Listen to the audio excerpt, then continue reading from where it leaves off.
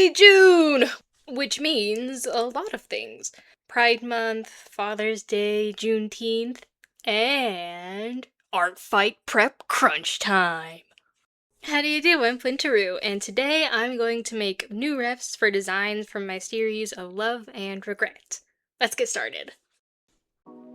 I decided I'm only going to do designs that are very outdated or just need an art style update. Some of them are kinda old, but they're pretty much fine. I'm not redoing every single one right now because I don't want to burn myself out before Artfight actually starts. That happened once and I'm still mad about it. I'm not gonna forgive myself for it. The first one I did was my character Twyla. I've already talked about her before, but that was more lore focused, so this time I'll talk more about her actual design. For those who don't know, Twyla is a mage from an island called the Moon Queendom. The island draws its power from moonlight, and the Queendom's culture revolves around the moon. It's mostly dark on the island, so the people from there are typically, pale! UV rays do not reach their melanin. When she was 19, Twyla underwent a ritual to increase their magical ability. A special mixture was put on their eyes that made them blind and left scarring. They had to lose their physical sight in order to see the magic in the atmosphere. I don't think I've really drawn this concept, but Twyla has magenta-colored magic, and if she opens her eyes while using it, then they turn from gray to magenta. The silver orbs floating around them help channel their magical energy and act as seeing eye dogs. I like to put moon imagery somewhere on characters associated with the Queendom, so for Twyla, I made part of her scar resemble a crescent moon. She also has a moon earring gifted to her by her best friend Princess Molly. Twyla is a bit eccentric and wears outfits that seem a bit peculiar. Their go-to outfit is a corset with loose-fitting pants, and she typically doesn't wear sleeves. In all of their outfits, they wear a bright blue bow, which is the first gift that she received from Molly. She also tends to stand in kinda awkward-looking positions. That might just be because they're tall, though. Twyla is 6'4". So much taller than me. I ended up doing designs for both current Twyla and pre-magic enhancing ritual Twyla.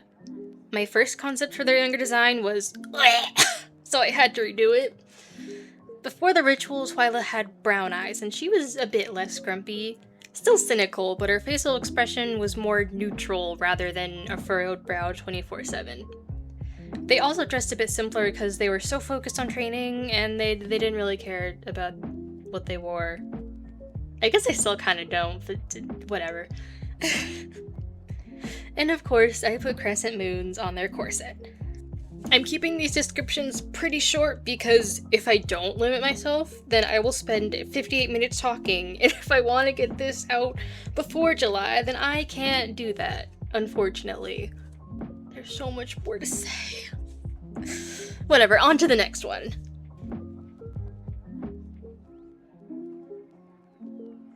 Evangeline, or Van for short, needed an art style update.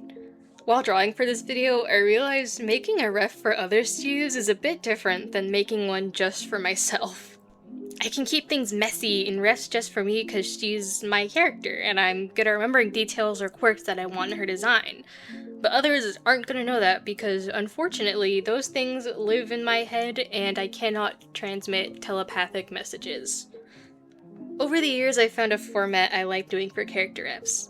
I do a full body, 1 to 3 headshots to showcase their personality or quirks, then a drawing of their eye or a prop they have. Sometimes I'll do flat colors for the eye, and sometimes I'll do a more painterly style for fun if I want to, like what I did for pre-ritual Twyla. For Van, I did the basic full body headshot and flat color eye. Evangeline is the youngest of 3 girls belonging to the Wolfstein family. Their mother is a fairy and their father is a werewolf. Eve, the oldest, inherited the fairy traits. Evelyn, the middle, inherited the werewolf traits. And Van inherited their father's werewolf traits along with their mother's aptitude for magic. The sisters are all close with each other and get along, for the most part, despite their differing personalities. Van is what you'd call a genius idiot. She's incredibly smart and talented when it comes to alchemy and making potions, but not very bright when it comes to anything outside of that. being an outstanding alchemist might not be a good thing because she's also a prankster. She loves pulling pranks on people with her girlfriend. Nothing too harmful though. Any potions she uses for mayhem will wear off within a week. Hopefully. I guess you could say Van is a tomboy. She's very loud and rowdy, and she's kept her hair short and spiky since she was a tween. She's 22 in this design, by the way. Van is another tall girl. She's 5'7", and her thick soles add like 3 inches, so she's basically 6 foot. I love when tall women wear heels. I should make hers look more like wedge heels. I wasn't really thinking about that when I was drawing it. Van kind of gravitates to a punkish style with the spikes and jagged edges and stuff. She isn't really a hearts kind of person, but her sister Eve loves hearts, and she's the one who makes Evelyn and Van's clothes. She hides at least one heart shape on all the outfits she makes. Van doesn't really mind because it makes her sister happy. She proudly shows off everything Eve designed for her. She's just a goofy golden retriever who likes enjoying life.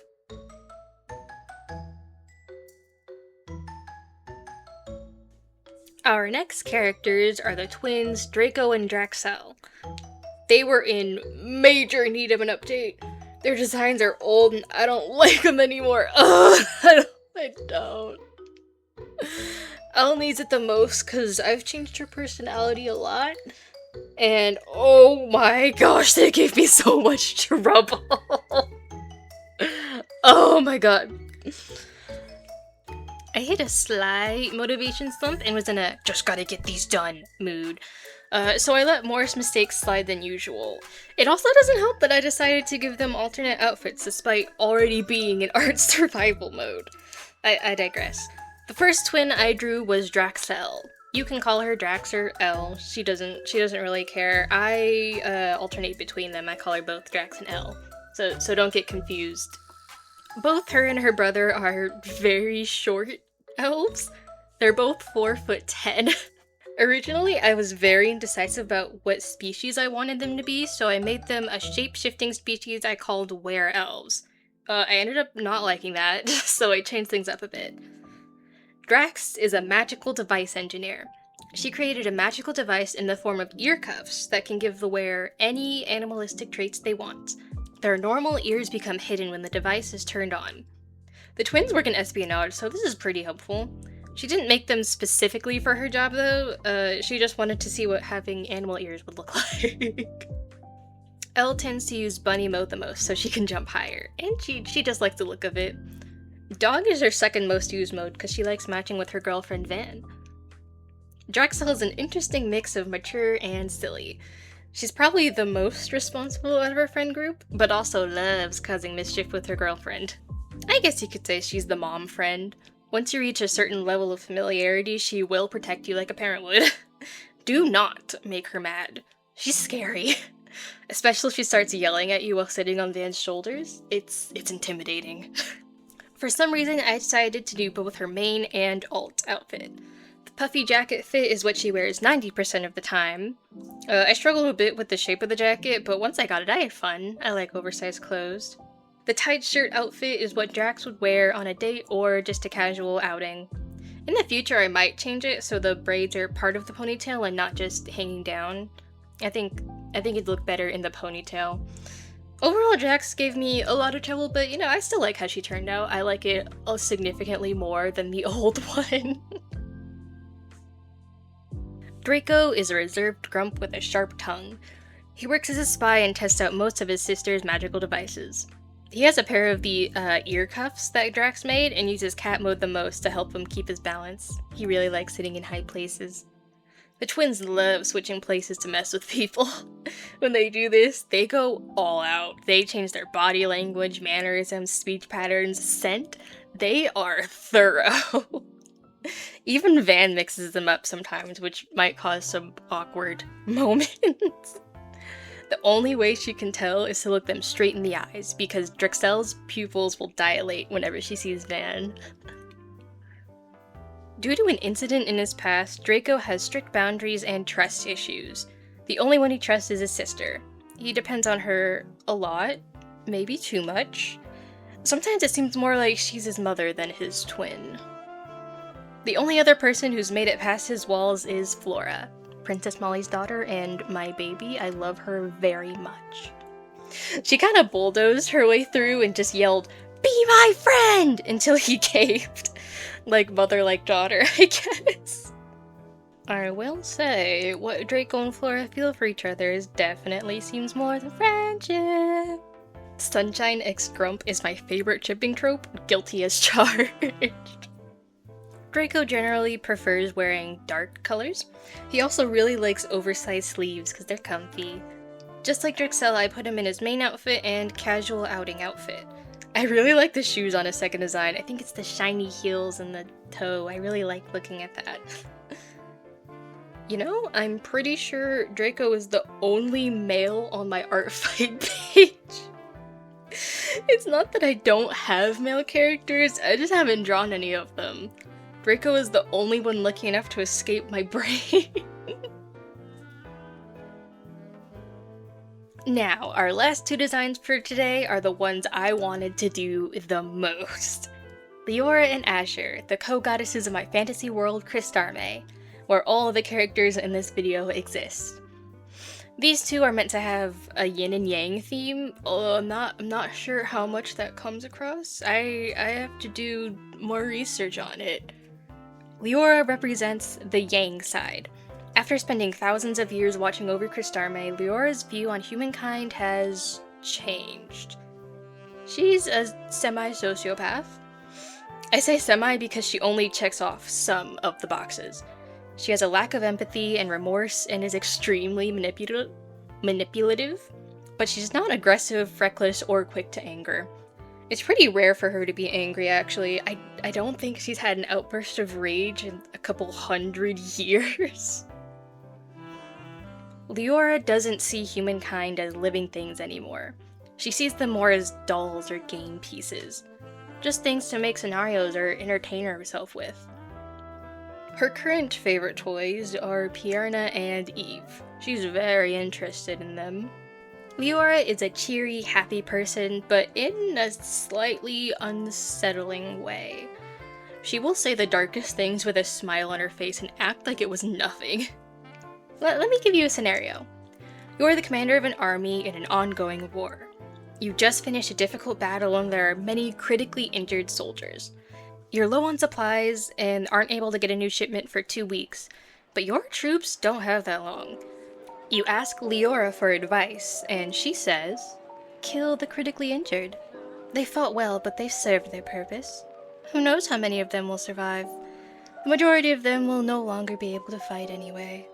The supplies that would have gone to them could be divided amongst the remaining able-bodied soldiers. It's an optimal choice. Just get rid of them." Now, I wouldn't say Leora is necessarily evil. She's morally gray. When she first started out as a goddess, she was a more empathetic, quote-unquote good person, but time just changed her.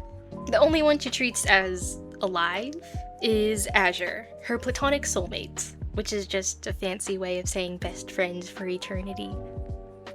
I was so excited to draw Leora because she has some very fun shapes. I didn't want to change too much from the original, just simplify some of the details. My favorite part to draw was the ribbon and her hair. It looks like a cloud and lowers your guard so you don't realize you're being manipulated. I changed her half skirt, do you call that a half skirt where it's just in the back? I changed it to a roughly side skirt. It's meant to be black on the outside and white on the inside. I don't know how well that comes across.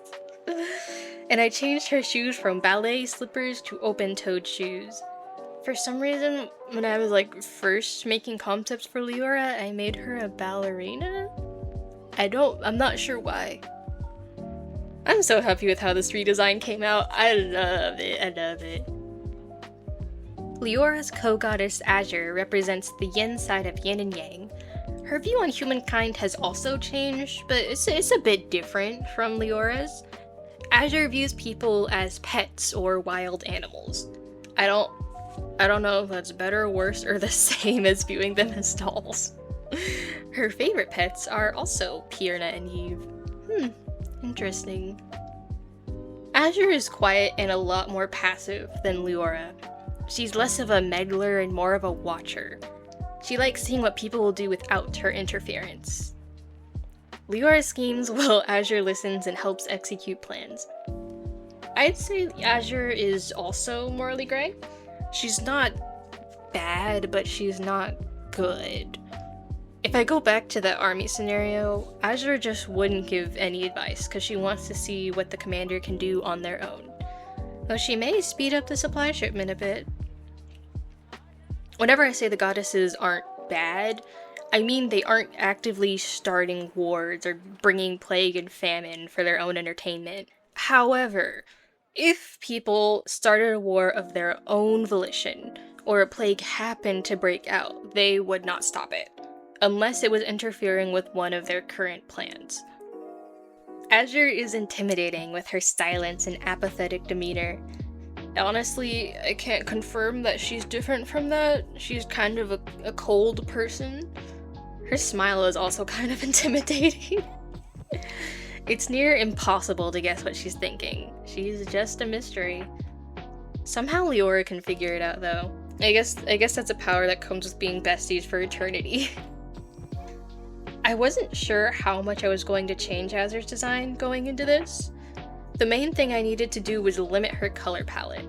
I was able to stick to 2 colors on Leora's outfit, but Azure's was harder since I wasn't sure what I was doing. One thing I knew for certain is that I wanted to give her a beret with the yin-yang symbol on it.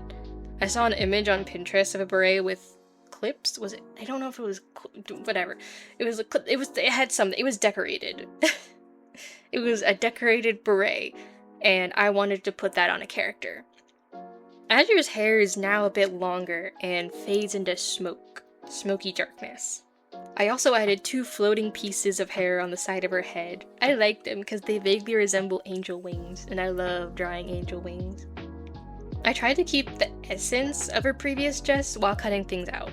I changed the dress layers a bit and gave her long sleeve gloves. Figuring out the colors was the hardest part. I was flipping between color designs so much the time lapse does not do it justice. I spent so much time just... ugh. It was worth it though. Just like Leora, I am very happy with how Azure turned out.